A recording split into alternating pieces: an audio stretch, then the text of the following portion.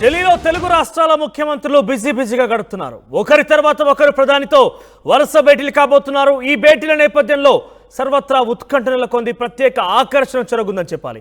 ఉదయం 10:15 మోడీతోని చంద్రబాబు భేటీ కాబోతున్నారు. ఆ తర్వాత 2:45 అమిత్ షాతో చంద్రబాబు సమావేశమవుతారు. ఇక 1:30 ప్రధాని మోదీతో తెలంగాణ సీఎం రేవంత్ రెడ్డి భేటీ అవుతారు. ఆ తర్వాత అమిత్ షాతోనూ సమావేశమయ్యే ఛాన్స్ ఉంది.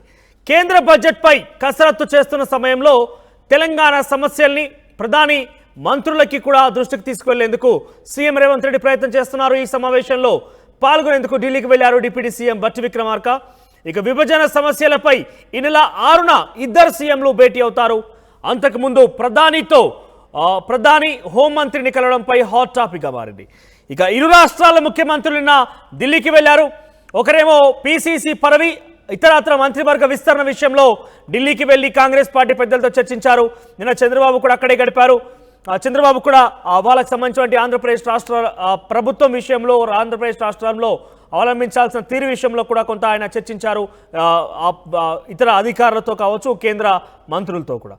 ఇక ఈరోజు ఇద్దరు ముఖ్యమంత్రులు కూడా వరుసగా ఒకరి తర్వాత ఒకరు ప్రధానితో భేటీ కాబోతున్నారు.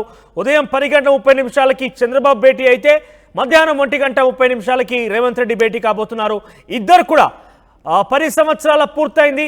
ఉమ్మడి రాజధాని హైదరాబాద్ కూడా 10 సంవత్సరాలు పూర్తి చేసుకుంది. ఇక 10 సంవత్సరాలు గడిచినప్పటికీ ఇంకా కూడా అపరిష్కృతంగా ఉన్నటువంటి విభజన చట్టం, రీఆర్గనైజేషన్ యాక్ట్ని ఏ రకంగా పూర్తి స్థాయిలో ఒక సొల్యూషన్ తీసుకురావాలి, ఇటు తెలంగాణ అటు ఆంధ్రప్రదేశ్కి కేంద్ర బడ్జెట్లో ఎటువంటి అవకాశం కల్పించాలి, ఇరు రాష్ట్రాల సమస్యల విషయంలో కూడా వేర్వేరుగా ఇద్దరు కూడా ప్రధానితో చర్చించబోతున్నారు. ప్రధానితో సమావేశం కాబోతున్నారు.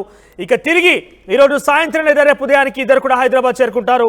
రేపు ఉదయం చంద్రబాబు ఏమో టీడీపీ ఆఫీస్లో ఎన్టీఆర్ భవన్లో భేటీ కాబోతున్నారు. టీడీపీ ఆఫీస్లో ఆయన టీడీపీ కార్యకర్తలు, ముఖ్య నాయకులతో చర్చించబోతున్నారు. తిరిగి మధ్యాహ్నం కల్లా ఇద్దరు కూడా ప్రజాభవన్, ప్రస్తుతం ఉన్నటువంటి గత ప్రగతి భవన్, ప్రస్తుతం ప్రజాభవన్ ఉన్నటువంటి మహాత్మా జ్యోతిరావు పులే ప్రజాభవన్లో ఇద్దరు కూడా భేటీ కాబోతున్నారు. ఈ రాష్ట్రాలకు సంబంధించినటువంటి రీఆర్గనైజేషన్ యాక్ట్, విభజన చట్టానికి సంబంధించినటువంటి అపరిష్కృత సమస్యల్ని వారు కొంత పరిష్కార మార్గం చూపించబోతున్నారు. ప్రస్తుతానికైతే పెద్ద ఎత్తున ఒక ప్రత్యేక ఆకర్షణ జరుగుతుంది. వరుస భేటీలతో ఒకరి తర్వాత ఒకరు ప్రధాని కలబోతున్నారు. ఇద్దరు కూడా ఢిల్లీలో గడపడం కూడా ప్రత్యేక ఆకర్షణ జరుగుతుందని చెప్పాలి. దీనికి సంబంధించి మరింత సమాచార ప్రతినిధి రామకృష్ణ అందిస్తారు. S Ramakrishna, over to you. Andhra Pradesh ముఖ్యమంత్రి చంద్రబాబు నాయుడు ఈరోజు ఢిల్లీలో ప్రధానమంత్రి నరేంద్ర మోడీని కలుస్తున్నారు. మరి ఈ సమావేశం చాలా కీలకమైన సమావేశం.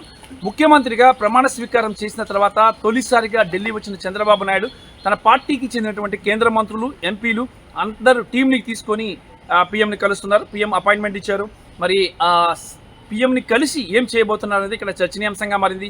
మరి ఇందులో ప్రధానంగా చూసుకున్నట్టుగైతే అమరావతి రాజధాని నిర్మాణమే టాప్ ప్రయారిటీలో ఉన్నట్లు తెలుస్తోంది. అమరావతి రాజధాని నిర్మాణంతో పాటు ఇక పోలవరం ప్రాజెక్టుకు నిధులు, అలాగే రాష్ట్రానికి విభజన చట్టం నుంచి రావాల్సినటువంటి ఏవైతే ఉన్నాయో అవన్నీ కూడా పథకాలు కానీ, ప్రాజెక్ట్స్ కానీ, నిధులు కానీ వాటన్నిటికి సంబంధించి కూడా చర్చించబోతున్నారు. అలాగే తెలంగాణ రాష్ట్రానికి ఆంధ్రప్రదేశ్కి మధ్యన వివాదాల అంశాన్ని కూడా ప్రధాని దృష్టిలో పెడుతున్నారు. ప్రధాని ద్వారా, కేంద్రం ద్వారా వాటిని సానుకూలంగా పరిష్కరించుకోవాలని చెప్పేసి చూస్తున్నారు. ఎందుకంటే అక్కడ కూడా చంద్రబాబు నాయుడు శిష్యుడు రేవంత్ రెడ్డి సీఎంగా ఉన్నారు. మరి ఈ నేపథ్యంలో ఇక ఆంధ్ర తెలంగాణల మధ్య ఇప్పుడు ఒక మంచి వాతావరణం నెలకొల్పడానికి కేంద్రం కూడా సహకరించాలి అని చెప్పేసి కోరుతున్నారు. దీనివల్ల ఏంటంటే అటు తెలంగాణకి బెనిఫిట్ జరుగుతుంది, ఇటు ఆంధ్రాకి బెనిఫిట్ జరుగుతుంది. ఇక క్వైట్గా చూసుకున్నట్టయితే తెలంగాణలో కాంగ్రెస్ ప్రభుత్వం ఉంది, ఆంధ్రాలో ఎన్డీఏ ఉంది. మరి ఈ నేపథ్యంలో ఇక ఆ తెలంగాణతో ఉన్నటువంటి రిలేషన్స్ ఏవైతే ఉన్నాయో వాటిని మరింత స్ట్రాంగ్ చేసుకోవాలి. ఎందుకంటే విభజన చట్టంలో చాలా అంశాలకు సంబంధించి నిధులు, ఆస్తులు వీటన్నిటికి సంబంధించి కూడా కొంత పంపకాలు జరగాల్సి ఉంది.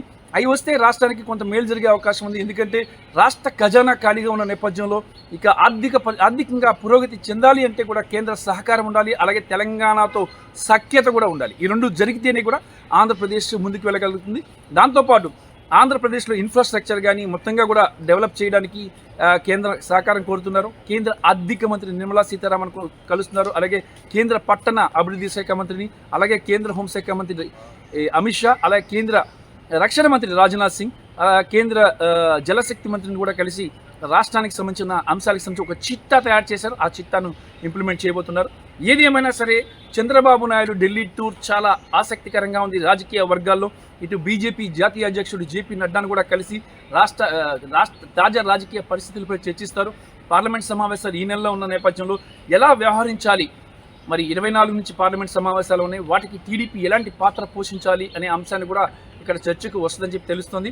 ఇక దీంతోపాటు ఎంపీలకు దిశాదశను కూడా చంద్రబాబు నాయుడు నిర్దేశిస్తున్నారు. ఎంపీలు ఎలా వ్యవహరించాలి పార్లమెంట్లో బీజేపీ భాగస్వామ్యంతో ఇక ఎన్డీఏలో ఉన్న నేపథ్యంలో ఇక ఏ రకంగా ముందుకు వెళ్ళాలి, ఏ అంశాలను ప్రస్తావించాలి, ఏ అంశాలను ప్రస్తావించకూడదు, ప్రతిపక్షాలను ఎలా అడ్డుకోవాలి అనే అంశానికి సంబంధించి కూడా చంద్రబాబు చర్చిస్తారు. ఇంకొక విషయం, న్యాయపరమైన చిక్కులు కొన్ని ఉన్న కీలకమైన సమావేశం. ఎన్డీఏలో భాగస్వామిగా చేరటానికి ముందే ఇటు బీజేపీకి అలాగే టీడీపీకి మధ్య ఒప్పందం ఏర్పడింది. ఎలాంటి సహకారం కావాలనేది కూడా బీజేపీ అడిగింది. దానికి సంబంధించి ఒక జాబితా కూడా చంద్రబాబు నాయుడు బీజేపీకి ఇవ్వడం జరిగింది. ఆ నేపథ్యంలోని ఎన్డీఏలో భాగస్వామి కావడం, అలాగే కేంద్రానికి సహకారం అందించడం కూడా జరిగింది. మరి ఇదంతా కానీ చూసుకున్నట్టుగైతే మాత్రం టోటల్గా కేంద్రం